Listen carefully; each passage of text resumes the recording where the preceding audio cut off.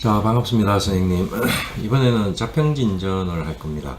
지금 이 자평진전이라고 되어 있는데, 이 시중에 나와 있는 책들을 보면 전부 자평진전 평주로 되어 있습니다. 이 자평진전 평주는 서라고 선생이 심요첨 선생의 자평수록 39편을 평주를 단 거죠.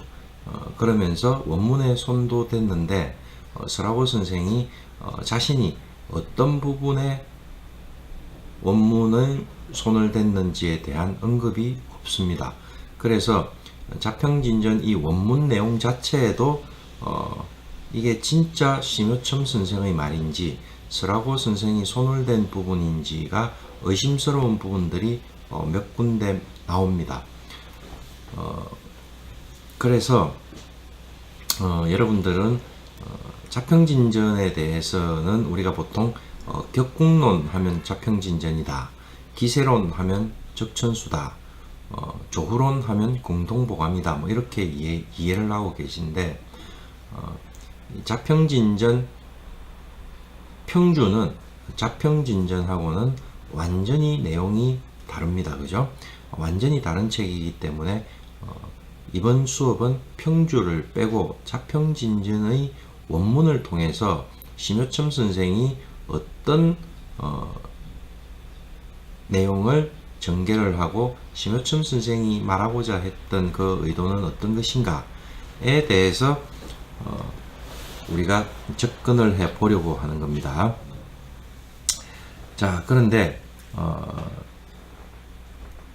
이 자평진전은 그러면 여러분들 이번 수업에는 딱히 뭐 교환이 안 나갈 겁니다. 왜냐하면 이 책입니다. 이 책이 진원서국에서 나온 책입니다. 진원서국에서 나온 책이고 자평진전 평주라고 되어 있죠. 평주라고 되어 있는데 대만 책입니다. 대만 책이고 여기 보면 이렇게 원문이 이렇게 들어가 있습니다. 원문이 있고 평주가 이렇게 나와 있는데 원문 부분만 할 겁니다. 원문 부분만 할 거고, 그래서 이게 이제 전체적으로 우리가 보면 분량이 많은 것 같은데 원문만 빼면 정말 얼마 안 되거든요.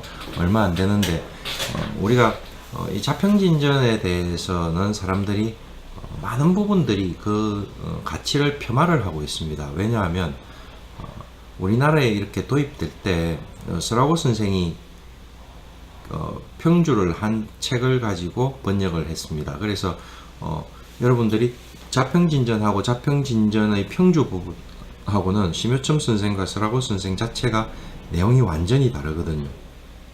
그래서 그 부분을 이해를 못하면 이것도 아니고 저것도 아닌 진짜 잡탕 이론이 되어버립니다. 그래서 그 경계를 명확하게 하기 위해서 원문만 볼 겁니다. 제가 이렇게 말하는 이유는 그 명리학의 이론 발달에 따른 계보가 다릅니다. 제가 자평진전을 하기 전에 항상 하는 얘기가 지장간과 원률 분야에 대한 구분이에요. 이게 지장간과 원률 분야는 어떻게 구분이 되고 어떻게 혼용되었는가 하는 것들을 명리사적으로 이렇게 따져보면, 자, 우리가 예전에 고법명리학이라는 게 있었죠. 그죠? 송대의 신법명리학, 일간 중심의 신법명리학이 나오기 전에 고법명리학이라는 게 있었어요. 그래, 그 고법명리학은 사주라는 거는 태월일시다 해서 입태를 한 달을 가지고 사주를 구성을 했죠. 그리고 연은 어떻게 했느냐, 록명신이라 해가지고 천간을 록, 지지를 명, 그리고 나범을 신이라고 해가지고 록명신 해서 삼명이라고 했습니다. 그래, 그거를 가지고 그 나온 나범을 가지고 사주를 풀이를 하는 방식을 택했는데, 이게 이제 고법사주고 신법명리학으로 나오면서 이 천지인, 록명신 이 삼명이 그 천지인 삼재사상의 반영이었죠. 그런데 신법명리학으로 나오면서 일간 중심으로 바뀌면서 이 나범오행이라는 것 자체가 뭐로 바뀝니까? 지장간으로 바뀝니다. 그래서 우리가 청간 천원, 지지 지원, 지장간 인원 이렇게 바뀌었거든요. 그래서 우리가 신법명리학의 지지에 딸려 있는 그 글자는 지장간을 의미한다는 게 명백하게 공통된 의견이고 출발점이었습니다. 그런데 이게 명대에 경도 내지는 유백원 선생이 지었다고 하는 적천수에 보면 명백하게 인원을 원률 분야로 보고 있습니다. 거기서 갈라집니다. 그래서 그게 적천수 천미 임철초 선생께로 이어지고요. 그 다음에 서라고 선생한테로 연결이 됩니다. 그런데 이 서라고 선생은 적천수, 공통보감, 자평진전을 전부 평주를 다신 분입니다. 그리고 이분이 돌아가실 때 마지막으로 자기 명리사상을 명리이론을 총정리해서 만든 책이 자평수언이었습니다. 그런데 자평수언에도 그대로 우리가 지장간과 원률 분야를 혼용해서 그대로 원률 분야로 쓰고 있습니다. 자, 우리가 격국용신하고 격국론 하면 자평진전이거든요. 그런데 우리가 자평진전의 격국론을 보지를 않고 서라고 선생의 격국론을 봅니다.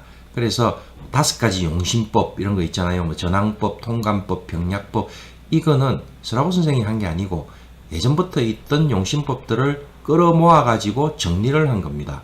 그래서 이게 어떤 일관된 체계의 격국론의 정설이다 하는 건 아닙니다. 전혀 아닌데 일반적으로 오늘날 모든 사람들이 격국론 용신법의 정설을 5대 용신법으로 삼고 있습니다. 그것도 틀린 거죠. 그래서 격국론에 있어서는 자평진전의 격국론이 그럼 뭔가에 대해서 진짜 제대로 한번 보지 않고는 섣불리 적천수 계열의 격국론을 얘기하기는 속단이죠. 그래서 이번에는 자평진전 원문을 통해서 심여점 선생이 말하고자 하는 격국론은 진짜 어떤 것인가, 왜 이렇게 자평진전이 오늘날 이렇게 폄하되고 있는가, 그리고 심지어 석사 박사 논문에도 자평진전에 대한 오해가 많은 부분들이 지장간과 원률 분야를 구분 못하는 부분에 있어서 나오고 있습니다. 그래서 그 부분을 여러분들이 명확하게 이해를 하고 자평진전을 보게 되면 정말 이론적으로 굉장히 깔끔합니다. 깔끔하고 논리적이고, 그래서 여러분들한테는 제가 이 자평진전 원문, 심여점 선생의 자평진전 원문은 꼭 1독 이상을 추천합니다. 강추입니다. 진짜로. 그래서 이번에는 자평진전을 한번 해보도록 하겠습니다. 이제 이게 상하권으로 이렇게 제 책은 나누어져 있는데 상권이 30장까지예요. 이론 부분이에요. 이론 부분이고 31장부터 나오는 거는 이제 이게 자평수록 39편인데 48편인가 이렇게 나누거든요. 심여점 이 책에 보면 이 책을 보면 더 많을 거예요. 아마 어떻게 48편까지 되어 있네요. 48편까지 되어 있네요. 부록을 포함하면 한 54편 정도까지 될 겁니다. 그런데 이 부록을 빼고 그냥 편제가 만들어져 있는 것만 보면 48편인데 저는 나중에 이거 잡기격은 빼버립니다. 왜냐하면 앞에 내용에 잡기격 자체를 인정을 안 하고 있는데 뒤에 다시 잡기격을 만들어 놓거든요. 이게 이제 구색을 갖추기 위해서 서라고 선생이 이렇게 첨가시킨 거라고 저는 판단을 하고 있거든요. 그래서 그렇게 빼고 해가지고 강의가 진행될 겁니다. 그래서 제가 여러분들한테 교환은 없다는 것을 미리 이렇게 설명을 고지를 해드리고 진행을 하도록 하겠습니다.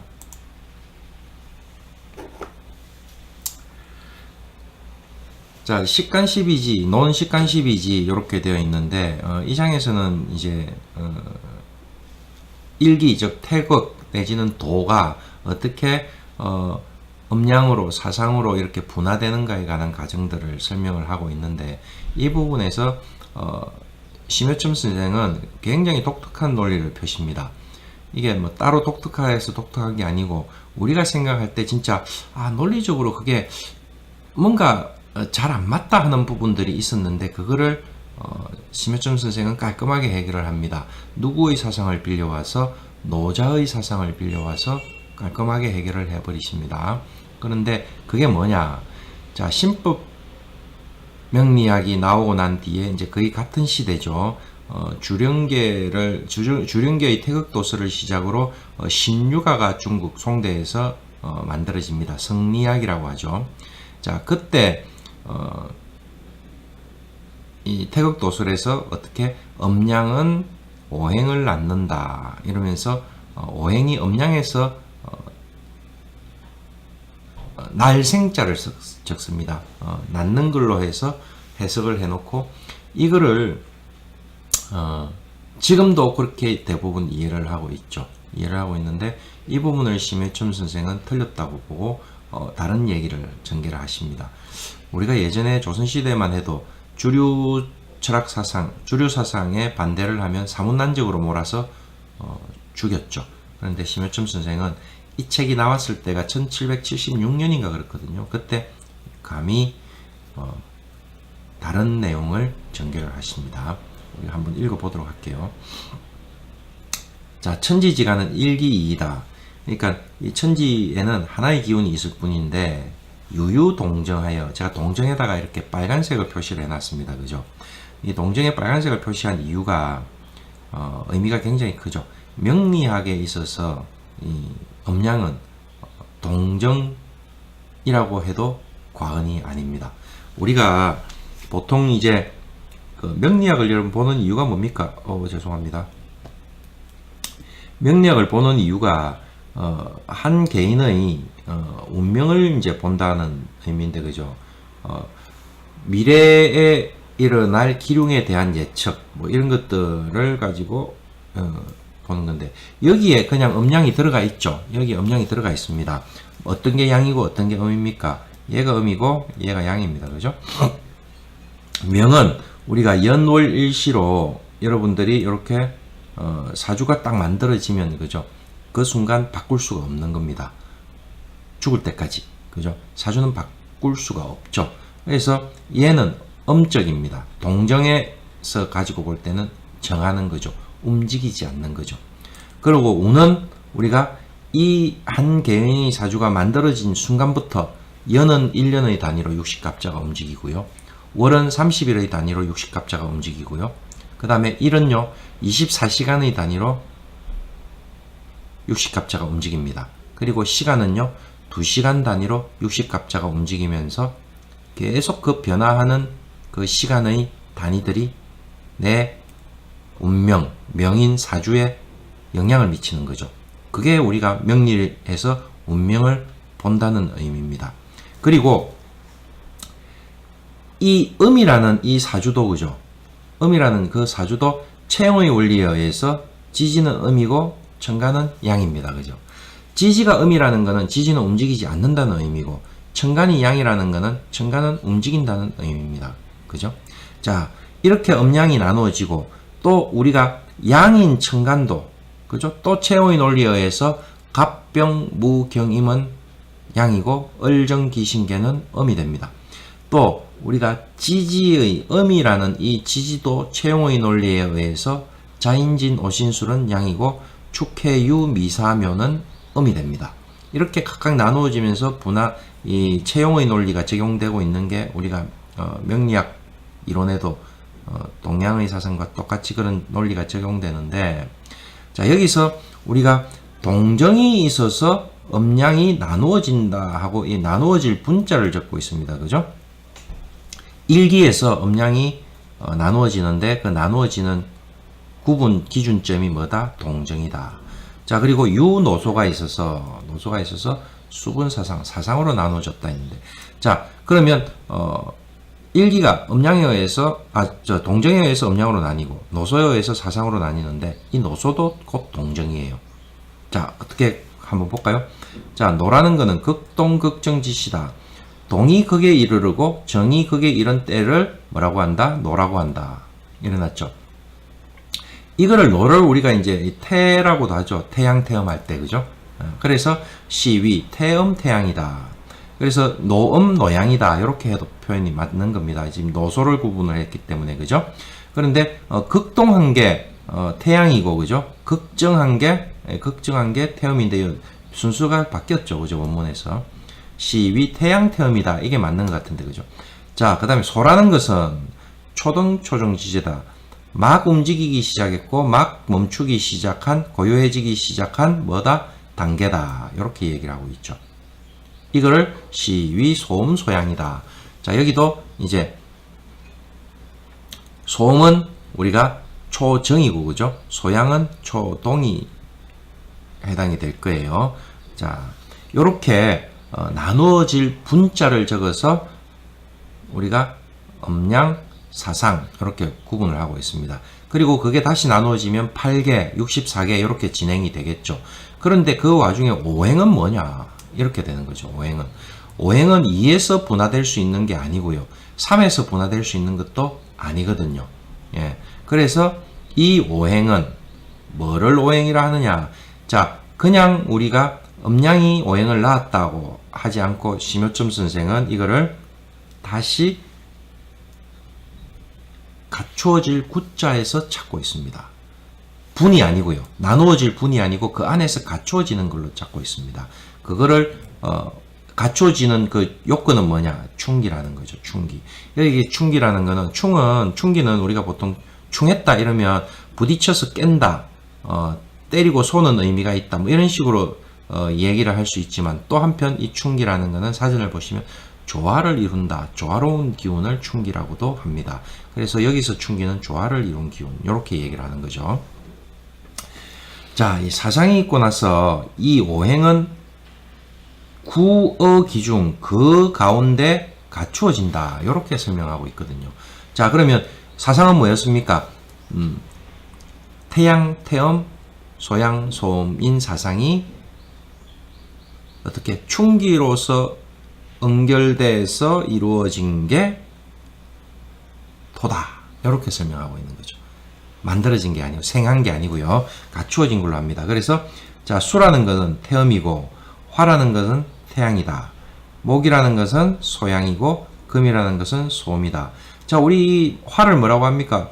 여름, 목을 봄, 수를 겨울, 금을 가을이라고 하죠. 그래서 소양이라는 건 뭡니까? 초동이었죠. 막 움직이기 시작해가지고 움직임이 극에 이른 여름이 되고, 그 다음에 가을이 되면요, 이제 그 움직임이 극에 이르렀던 게 이제 막 멈추기 시작하는 거죠.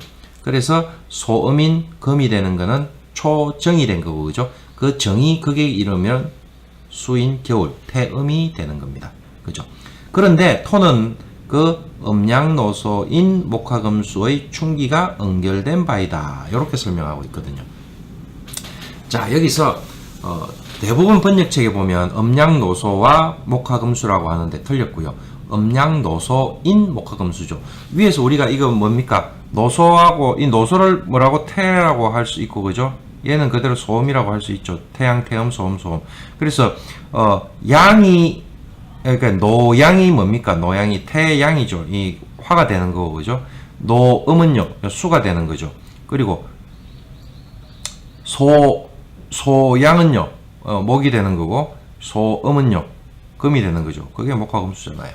그래서 음양노소인 목화금수의 충기 소결야다. 충기가 응결된 바가 토더라 하고 이렇게 설명을 하고 있죠. 그럼 이게 이제 우리가 음양에서, 그죠? 음양에서 사상이 되고 그 사상에서 오행이 갖추어진 상태에서 음양과 오행이 결합을 하는 거죠. 그래서 이 오행 중에도 음양이 생기고, 그죠? 이 사상은 우리가 때를 얘기하는 계절로 이렇게 나누어지면서 의미가 확장되면서 사시의 개념이 나오죠. 그래서 이 사시는 우리가 뭐로 구분을 합니까? 달의 운동으로 구분하거든요. 그래서 이 사시는 12지지로 발전하고요. 그 다음에 음양 오행 이렇게 이루어진 이 오행의 개념은 다시 음양과 융합이 되어 가지고 어떻게 식간의 구조로 들어가죠. 그래서 우리가 이 부분이 굉장히 여러분들이 처음에 이제 이 명리학이라는 그 개념을 갖고 들어가기 전에 동양 철학의 기본 전제 조건들을 좀 다르게 보고 있죠. 심여첨 선생은 이거를 노자에서 빌려온 거예요. 그러니까 우리가 뭐 천생 1, 일생 2, 이생 3, 삼생 만물 이렇게 해놓고 만물 부엄이 포양이라 이렇게 하면서 충기 위와 화 이 화자를 쓰거든요. 나중에 아마 나올 겁니다. 그래서 이 충기를 노자에서 빌려와 가지고 썼는데 중국 역사서하고 뭐 사서상경하고 이런 쪽에 전부 다 뒤져봤는데 충기를 표현한 책은 노자밖에 없어요. 한비자에 나오는데 한비자는 이 노자의 책을 그대로 옮겨가지고 적었을 거예요. 이게 회남자인가 한비자인가 정확하게 기억을 잘 못하겠는데 하여튼 그렇게밖에 안 나옵니다. 충기는. 그리고 1700년대 와가지고 심여첨 선생이 충기를 씁니다. 예. 그렇게 이해를 하시면 되고요. 그리고 여러분들이 그래서 이 자평진전을 이해를 하려고 하면 이 지장간과 원률분야의 개념을 정확하게 이해를 해야 되고요. 그 다음에 12운성에 대한 개념도 이해를 해야 됩니다. 통근의 개념도 물론 이해를 해야 되겠죠. 그게 제가 얘기한 이 사시의 개념에서 오행의 기운을 읽은 게 왕상휴수사였고, 그죠? 그리고 이 사시가 달의 운동이라고 그랬죠. 그래서 12지지로 분화가 되죠. 12지지로 분화가 됐는데, 그러니까 이 12달의 기운을 가지고 오행의 기운을 읽은 게 초기 단계의 12운성이에요. 그리고 이 천간의 오행이 식간의 형태로 바뀌죠. 그래서 12지지에서 식간의 기운을 읽은 게 완성 단계의 12운성이 되는 거죠.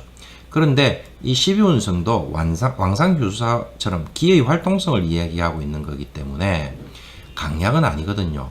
강약이 아니기 때문에 우리가 음포태인 경우, 그러니까 예를 들어서 정유 이렇게 얘기하면 이게 강하다 이렇게 얘기하면 안 되는 거예요. 왕하다, 왕상휴수사에서는 안 맞죠.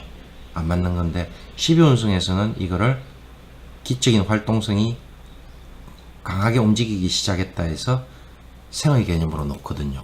예, 그래서 그 부분을 구분을 하셔야 됩니다. 그리고 지장간을 쓴다는 거.